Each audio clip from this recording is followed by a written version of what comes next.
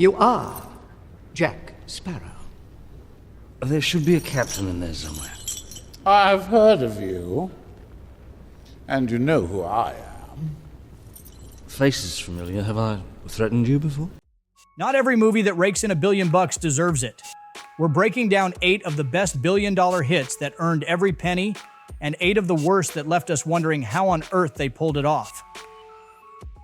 36 years later, Pete Maverick Mitchell is still flying high. Literally.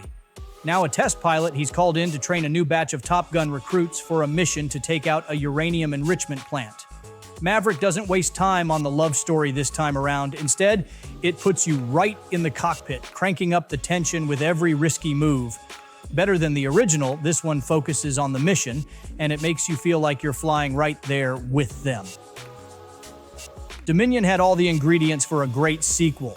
Dinosaurs finally roaming free on Earth, and the chance to bring the new cast together with the original Jurassic Park legends.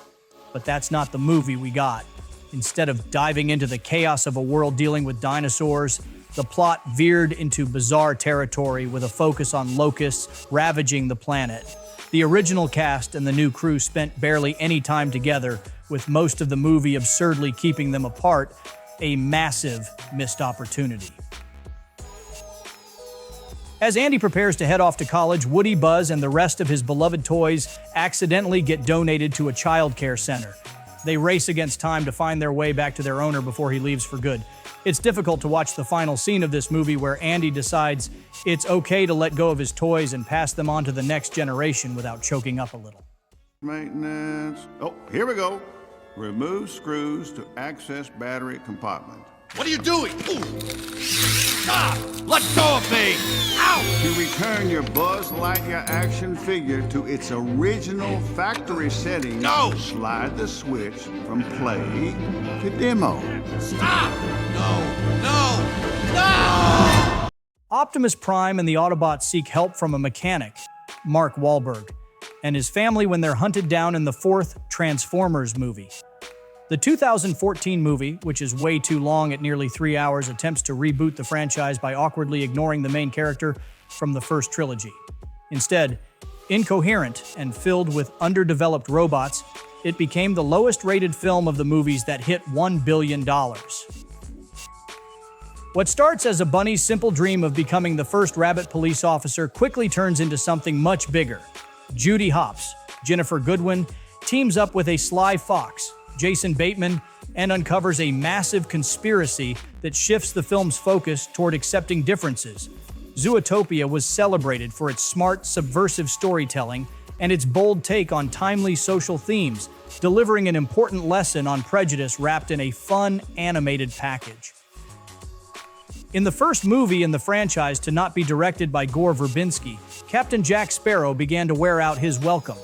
Penelope Cruz joined the franchise as Jack Sparrow's former lover, who forces him on an adventure to find the Fountain of Youth before Barbossa, Jeffrey Rush.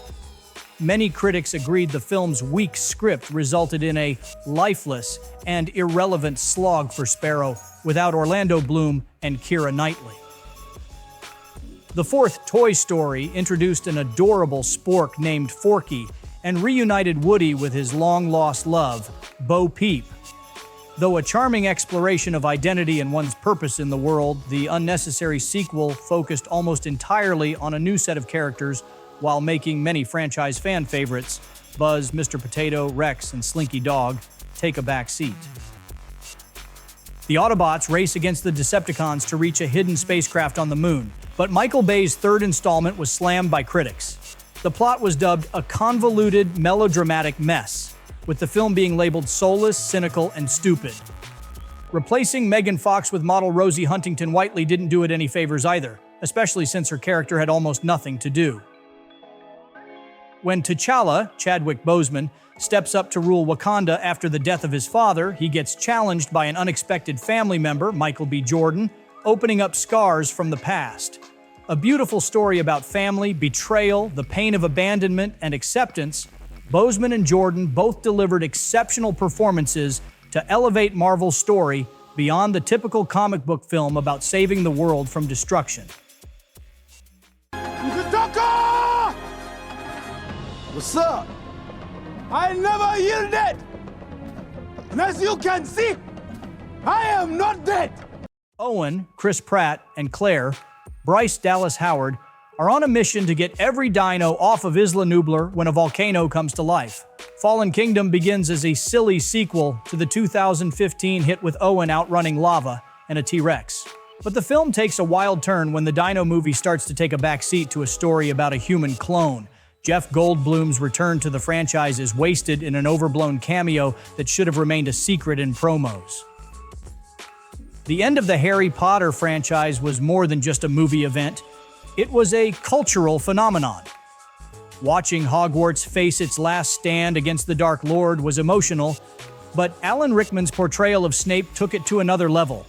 His reveal as a tragic hero, whose selfless sacrifice tied him to Potter all along, delivered the franchise's most heartbreaking moment. Deathly Hallows Part 2 shattered box office records, including the biggest opening weekend worldwide. The remake about a young girl getting lost in Wonderland and seeking her way home with the help of the Mad Hatter, Johnny Depp, set the pace for more Disney reimaginings after its wild success.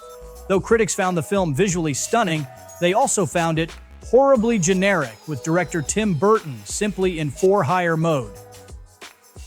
Frodo and Sam continue their emotional, perilous journey into Mordor to destroy the One Ring.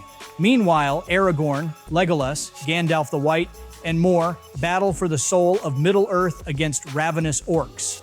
One of the most satisfying conclusions to a trilogy with incredible visual effects, Peter Jackson's 3-hour epic doesn't even feel as long as its runtime. The entire trilogy deserves a rewatch. The prequel trilogy introduced fans to Anakin Skywalker before he fell to the dark side and transformed into the powerful Sith Lord Darth Vader. Many critics and fans love to bash The Phantom Menace for the introduction of its comic Jar Jar Binks. However, the film also introduced us to one of the saga's coolest characters, Darth Maul. You don't watch The Dark Knight for Batman. It's all about Heath Ledger's incredible performance as the Joker. Ledger didn't just steal the show. He paved the way for superhero movies to get real recognition at the Oscars.